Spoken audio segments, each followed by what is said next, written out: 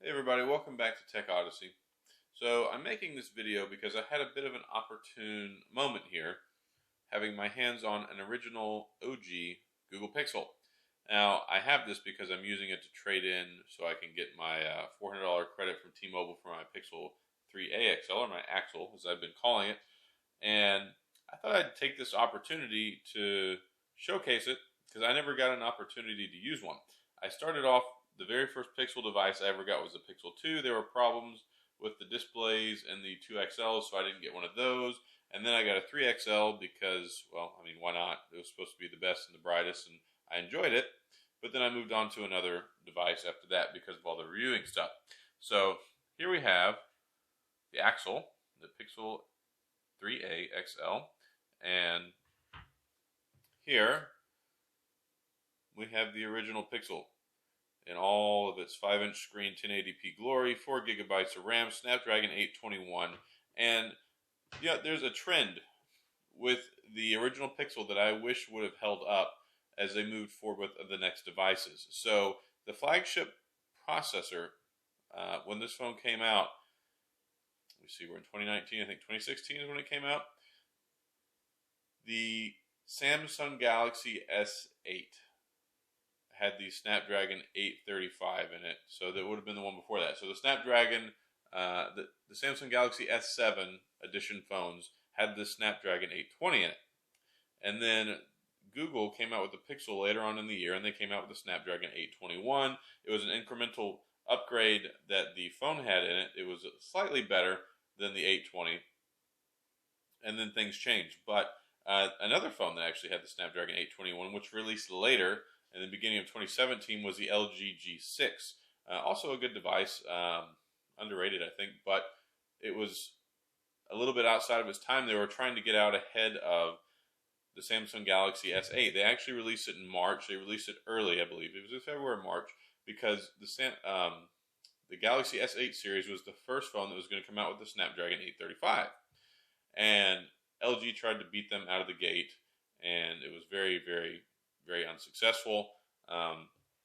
Special deal between Qualcomm and Samsung. They were helping them make and manufacture the chip, I believe, so they got first dibs on it. So everybody else was behind the power curve, and it's kind of been that way with the 845 as well. So this one, curiously enough, in the original Pixel, and one of the reasons I think it holds up so well, it was one of the first new to the market Android phones that had 4 gigabytes of RAM. So you got 4 gigabytes of RAM, no external storage, but it does have 32 gigabytes of internal storage. It does have an AMOLED display. And then over here, you're still looking at 4 gigabytes of RAM, Snapdragon 670.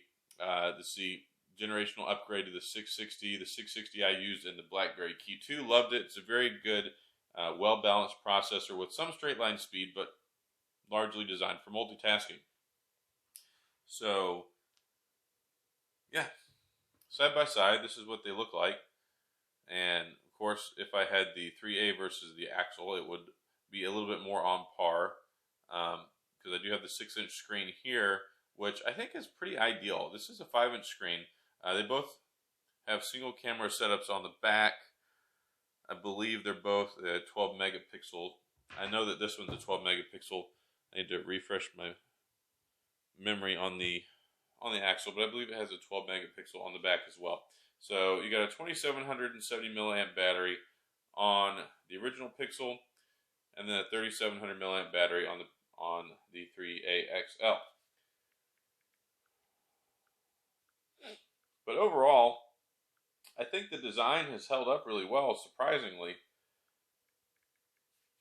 I was a little bored with it whenever it came out with the Pixel 2 and then the Pixel 3. I kind of wish that they would have changed things up a little bit. But ultimately, I think that it's kind of grown now, kind of like the iPhone design. It stays around for a little while, and then eventually they'll get around to changing it. Okay, yes, the 3a XL has a 12 megapixel camera as well. They both have 8 megapixel front-facing cameras. Now, one other thing that's changed here too is you have the metal body and design on the original Pixel. It holds up really well. So I got this one for $105 off of Swappa. And this one was supposed to be in good condition, and they took really, really good care of it. Whoever had it was a very careful owner with this device. But I think it was a very revolutionary and iconic design that they've made into a staple of their products whenever they first came out with it. But as you can see, things have changed a little bit. Look at the bezels on this one versus look at the bezels on this one.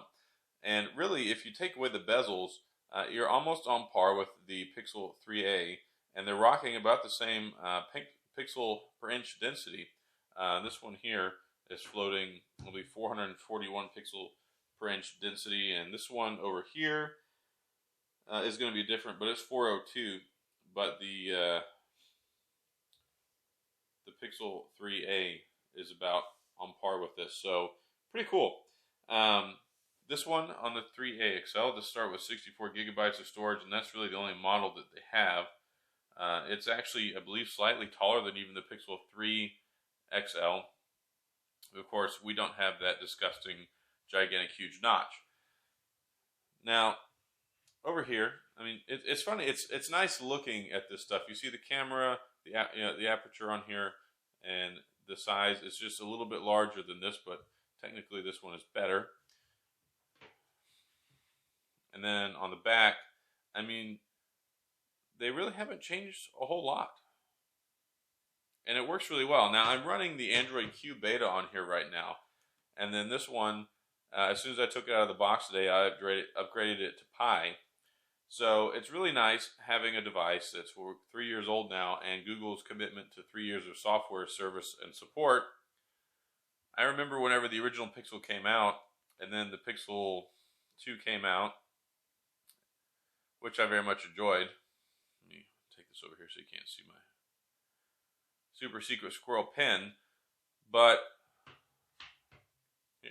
even Q on here looks pretty. There we go. So this is Q, the beta, and this is Pi over here.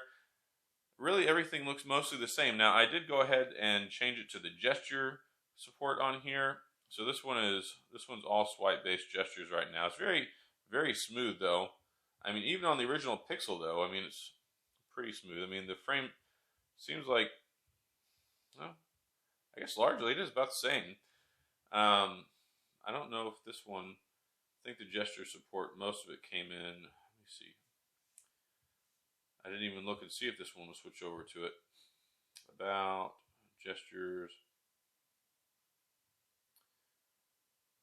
No, not looking like it. But it does incorporate the swipe fingerprint for notifications. So that is neat. Now, it's not something that I've largely used, but what you can do, here I'll demonstrate with this one. On the back, you can use the fingerprint sensor. If you swipe down, it'll get you notifications. So you can swipe back up. So swipe once to get that. Swipe twice to get that. And then you can swipe back up to make it go away. Down, down, up. So that's pretty cool. They both do that. Now, you can change things up, and I'll talk more about this later, but this one, so we have it on gesture support. So it's very much kind of like the old Blackberries, or like the, I like some of the iPhone stuff. Oh my goodness. So look at the tiles, swipe up, get to the menu that way. Whoop! There goes the phone. Sucker is slick. So once you get in here, you can swipe up and over, and that's how you get to these. So anyway, that's about that. I'm not crazy about it. I think I'm going to go back to the buttons. But overall, I did want to say, yeah, I think that the original Pixel has held up well. I mean, even if you have one today, I think it's still a pretty viable phone. I mean, you could really hang on another year. And one thing that's interesting between the Snapdragon 821 and the 670 is that a lot of the benchmarks are pretty comparable. Now, you're going to get better battery life out of the Pixel 3a or the 3a XL just because of the fact that the 670 is a more it's more geared towards performance and multitasking and extending battery life. It's not always running at higher clock speeds like the 821. So the 821 was the flagship processor whenever it came out. So on par with a lot of the other 8 series. It doesn't have the AR core stuff, and it doesn't have some of the other things that got added into the into the chips over the last 2 years. But as far as power and speed, the benchmarks are actually pretty similar. This one just happens to be more battery friendly, and it'll last you longer. And of course, the original Pixel is a couple years old now. But otherwise, yeah, if you're interested in what the original Pixel looked like versus what the new modern generation looks like, there's really not a whole lot of a difference.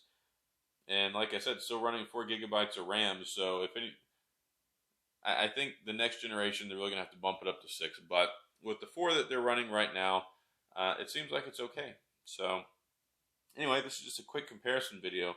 I did want to go ahead and do this side by side because I'm not gonna have this phone much longer, and you may find it of value, you may not find it of value. I'm not sure, but it was something that I thought, hey, let me put these two phones side by side. We'll talk about it and kind of look at the viability and see how well it's held up.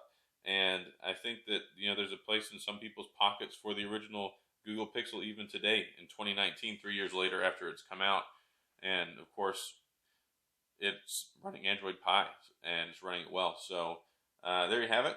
And that's all I've got for this video. Just want to do a quick little comparison. So that's all I've got. If you have any questions or comments about either one of the phones, then feel free to leave them down in the comment section. I'll get back with you and answer them as best as I can. Thanks for tuning in, guys, and I'll see you next time.